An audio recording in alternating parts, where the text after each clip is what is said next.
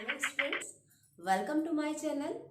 अपने आज के इस वीडियो में आज हम किशोर अवस्था में जो शिक्षा होनी चाहिए या कैसा किशोर अवस्था में किस टाइप का एजुकेशन प्रोसेस होना चाहिए उसके बारे में थोड़ा सा डिस्कस करते हैं, आपस में थोड़ा सा बातचीत करते हैं। किशोरावस्था संघर्ष काल की भी अवस्था मानी जाती है। किशोरावस्था तनाव की अवस्था भी मानी जाती है। किशोरावस्था को एक तूफान भरी अवस्था भी कहते हैं, क्योंकि इस एज में बच्चा ना तो बहुत छोटा होता है और ना ही वो मैच्योर हो चुका होता है। तो इस एज की जो बात करें तो वो इस टाइम पीरियड का जो एजुकेशन होता है या इस टाइम पीरियड का जो लोगों का बिहेव होता है या जो भी उसका एक्टिविटीज होती हैं, उन सब का असर, उन सब का इफेक्ट उसके आने वाले जीवन पे, जो उसकी आगामी लाइफ है, उस पे भी पड़ता है। तो इसलिए जो एजुकेशन टीन एज में प्रोवाइड होनी चाहिए, जिस एजुकेशन की बात टीन एज में होनी चाहिए, उसमें बहुत सारी बातें थोड़ा सा जो आम एजुकेशन होती है उससे थोड़ी सी अलग होनी चाहिए, ताकि बच्चा इंटरेस्ट के साथ बालक अपनी एजुकेशन को कंप्लीट कर सके। क्योंकि इस एज में बच्चे का शारीरिक विकास बहुत ज़्यादा स्पीड के संग होता है, मानसिक विकास होता है, संवेगात्मक विकास की भी बात करें तो वो भी होता है। तो जब इतनी सारी चेंजिंग्स इस एज पीरियड में एक बच्चे के अंदर आती हैं, इतना चेंज उसकी पूरे लाइफ में होता है, चाहे वो फिजिकली हो, चाहे वो मेंटली हो, चाहे वो इमोशनली हो। जब इतने चेंज, आप सोच सकते हैं कि अगर इस एज पीरियड में आते हैं तो कैसी एजुकेशन का हमको प्रोसेस देना होगा और कैसी एजुकेशन में हमें किन किन बातों को उसमें रखना होगा। तो जैसे कि टीन एज की जो बात है उसमें बच्चा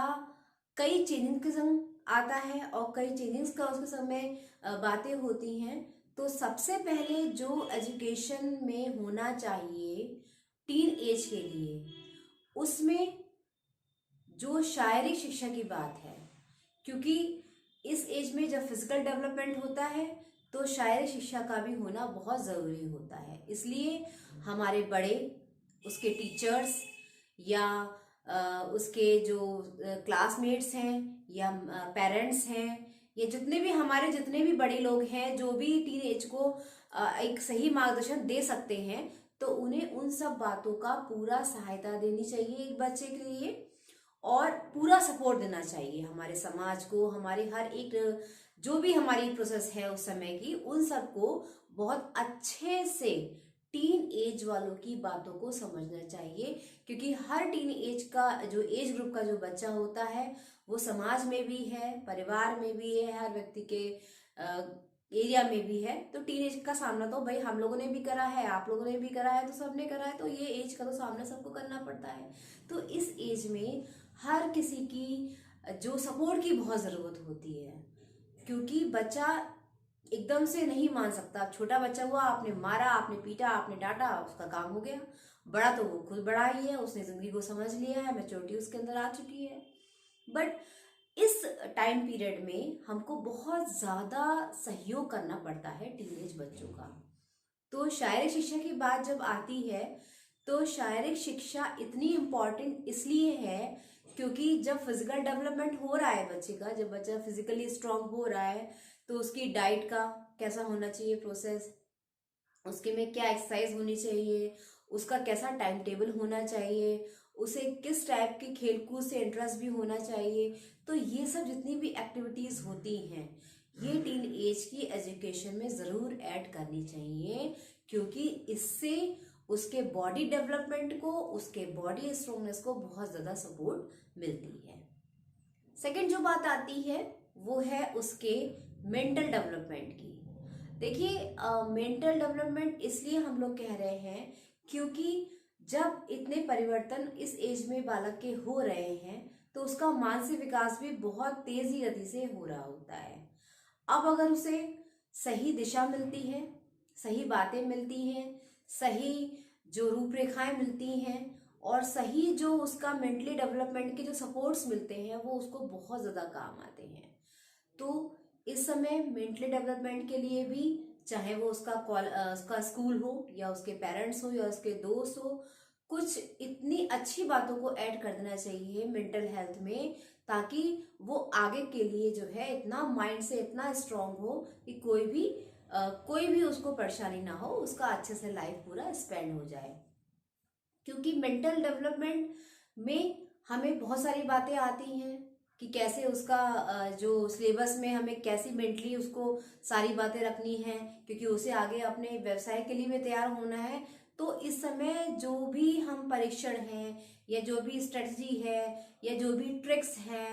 तो वो उस एज पीरियड के अकॉर्डिंग हमको बहुत अच्छे से ध्यान रख के बालक के पाठ्यक्रम में या बच्चे के पाठ्यक्रम में सिलेबस में ऐड करनी चाहिए। क्योंकि इस एज में तर्क शक्ति, स्मरण शक्ति, बोध शक्ति, इन सब का बहुत ज्यादा विकास होता है। तो सिलेबस में उन सब बातों को भी डालना चाहिए और एक्टिविटीज को भी करवाना चाहिए।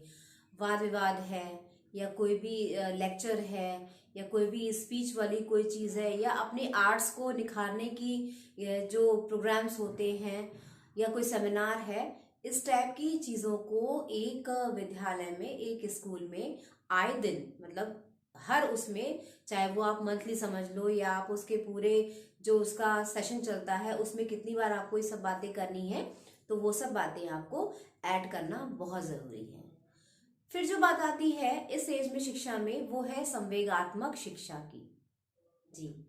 संवेगात्मक शिक्षा मतलब इमोशनली, बच्चा का इमोशनली डेवलपमेंट होना। अब अगर इमोशंस में जब बच्चा इतना इमोशनली होता है इस टाइम पीरियड में, वो अगर प्यार करेगा तो बहुत ज़्यादा उसको लगाव हो जाएगा, किसी से जलन होगी तो वो जलन हो जाएगी, कारण नहीं जानेगा क्या हुआ, लेकिन गुस्सा है तो गुस्सा बहुत ज़्यादा आ जाएगा उसे, और अगर चुपचाप है तो वो चुपचाप ही रहेगा। तो कुछ फीलिंग्स उसके अंदर इस टाइप की आ जाती हैं। तो हमें उसकी फीलिंग्स को समझते हुए, उसके संवेगात्मक भावों को समझते हुए उसकी एजुकेशन का व्यवस्था करनी चाहिए।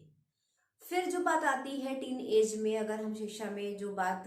अच्छे से ऐड कर सकते हैं, वो है सामाजिक विकास के लिए शिक्षा। सामाजिक विकास, सामाजिक विकास, क्योंकि जो बालक है उसको समाज में रहना है, समाज से उसका इंटरेक्शन है, सभी का समाज से इंटरेक्शन है, लेकिन उस एज में कुछ ज़्यादा ही खास बातों का ध्यान रखना पड़ता है। तो इसलिए सामाजिक शिक्षा की जो भावना है वो बहुत ज़्यादा होनी चाहिए। सामाजिकता की भावना को बहुत ज़्यादा हमें ऐड करना चाहिए। आपस में सहयोग करो, अपने सोशल जो आपका स्टैंडर्ड है उसको कैसे आप बढ़ा सकते हो, अपने समाज को कैसे अच्छे से आप ला सकते हो आगे, या अपने समाज में किन किन बुराइयों का आप दूर करने का उपाय सोच सकते हो, क्या क्या अच्छी नई चीज़ें आप इनोवेट कर सकते हो। तो इस टाइप की बातें सोशल डेवलपमेंट के लिए हमको अपनी शिक्षा में ऐड करनी चाहिए। सामाजिक विकास में अब चाहे तो बच्चा अपनी प्रतिभा निखारने के लिए या कुछ ऐसी चीज़ों के द्वारा समाज में अपना नाम कमाए, या समाज को आगे ले जाने के लिए वो कुछ ऐसी, अब खुद से अगर वो कुछ प्रोग्राम्स करना चाहता है या अपने ग्रुप के संग रह के समूह वाली बात के संग में समाज को आगे लेना चाहता है, या फिर कुछ ऐसे कोई सोशल वर्क करना चाहता है, सोशल वेलफेयर के प्रोग्राम करना चाहता है, तो वो सब भी अगर ऐड हो जा रहे हैं बच्चे की शिक्षा के संग में, अगर बच्चे को इतना ज़्यादा इनकरेज किया जा रहा है सोशल डेवलपमेंट के लिए, तो आप करिए,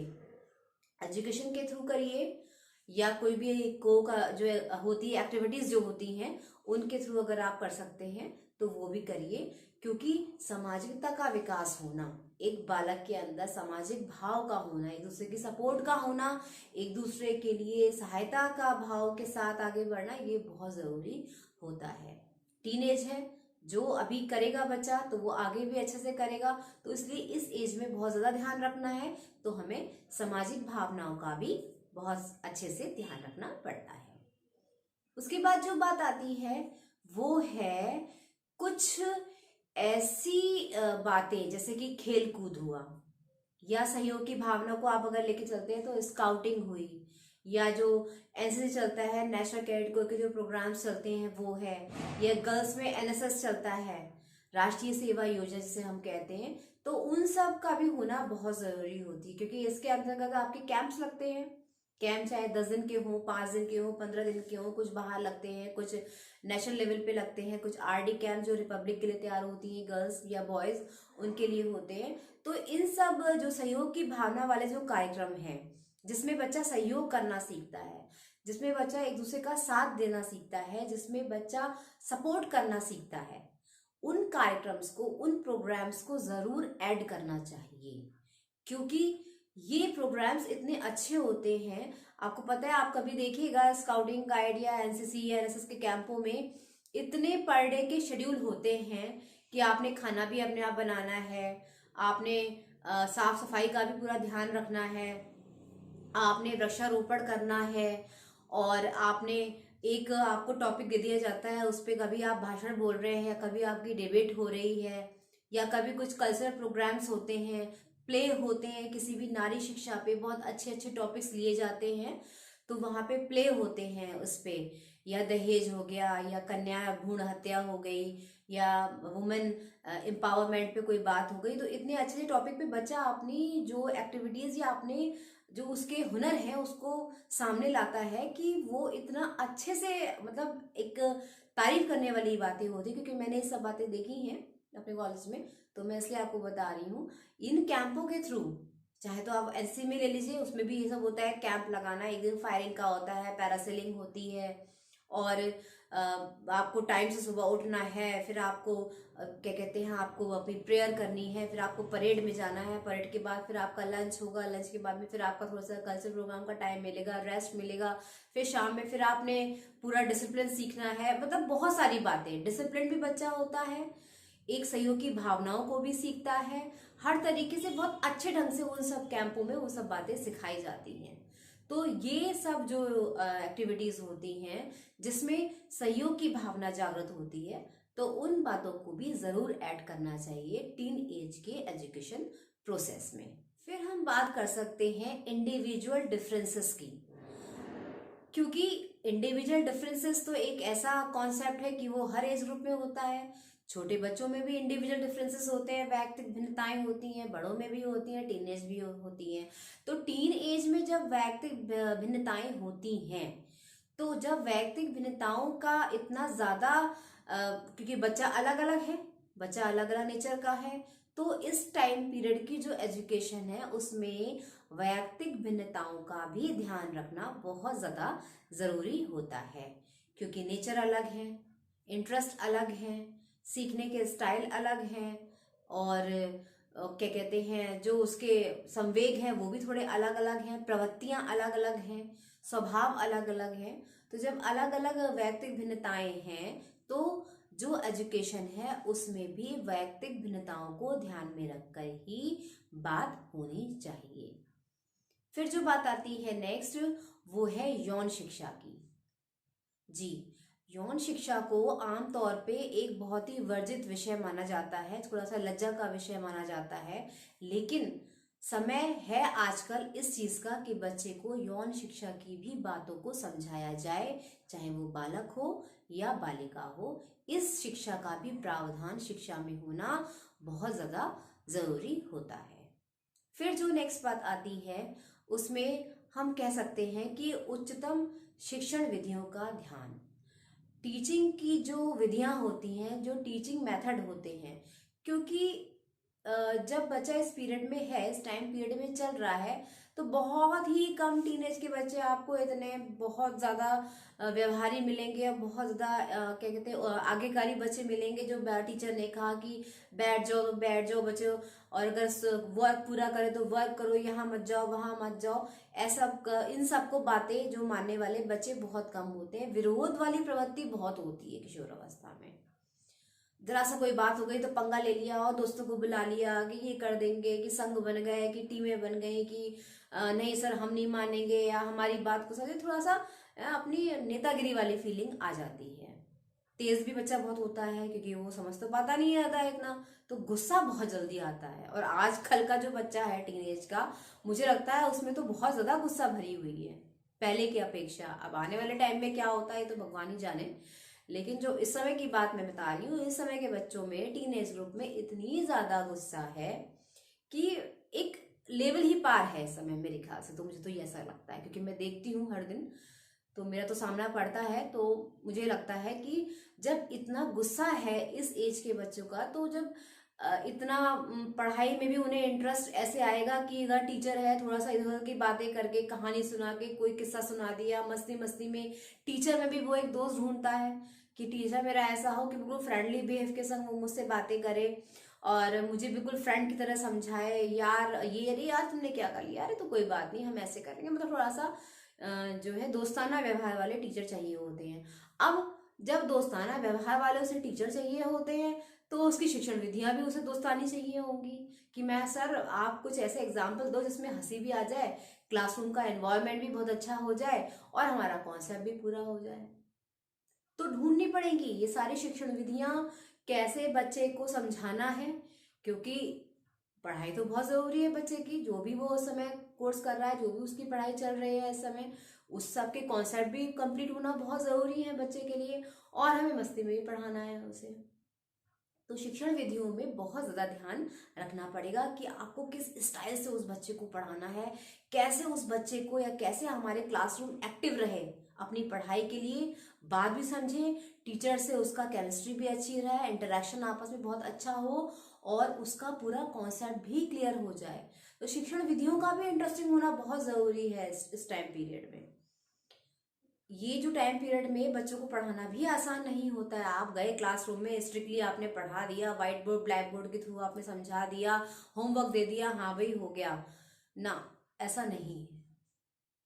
जो आजकल के बच्चों का जो मैं हाल देख रही हूँ या आप लोग भी देख रहे हैं, तो उसमें इतना ज़्यादा इंटरेस्टिंग करना पड़ेगा आपको टीचिंग मेथड्स को, जिसके थ्रू बच्चा अपने अंदर इंटरेस्ट लाए। नहीं तो वो नहीं करना चाहता है, वो थोड़ा सा ऐसे पढ़ना चाहता है कि थोड़ी सी हमें इंटरेस्ट आए, थोड़ा सा मस्ती भी हो जाए, टीचर से भी हमारा दोस्ताना व्यवहार हो, तब जाके वो कॉन्सेप्ट पूरा होगा। तो उच्च या उच्चतम शिक्षण विधियों का भी होना पढ़ाई में, उनकी शिक्षा में बहुत ज़्यादा ज़रूरी है। उसके बाद जो टॉपिक है या जो बात है, सॉरी, उसमें हम ये कह सकते हैं कि इस समय बच्चे को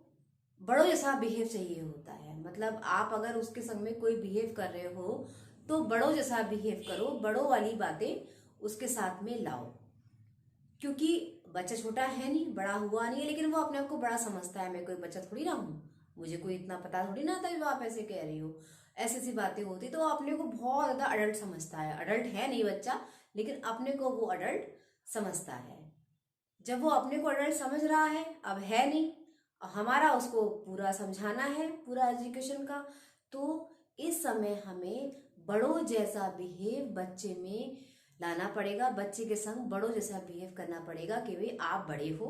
आप समझदार हो, आप बात को समझने लायक हो, तो आप ये काम बहुत अच्छे से कर सकोगे।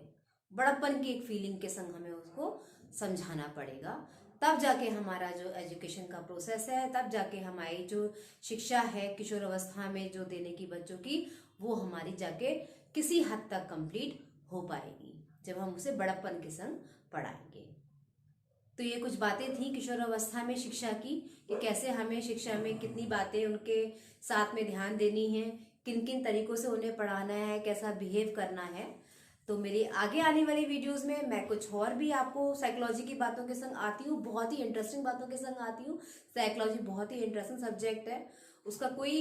एक टाइम एरिया नहीं है, कोई एरिया नहीं है कि आपका खत्म हो गया, बहुत बड़ा एरिया है। तो एजुकेशन का इस तरीके से भी बहुत बड़ा एरिया है। तो मेरे चैनल को यूं ही लाइक करिए, शेयर करिए, सब्सक्राइब करिए और एजुकेशन की कंप्लीट प्रोसेस और कंप्लीट नॉलेज का फायदा उठाइए। Thank you.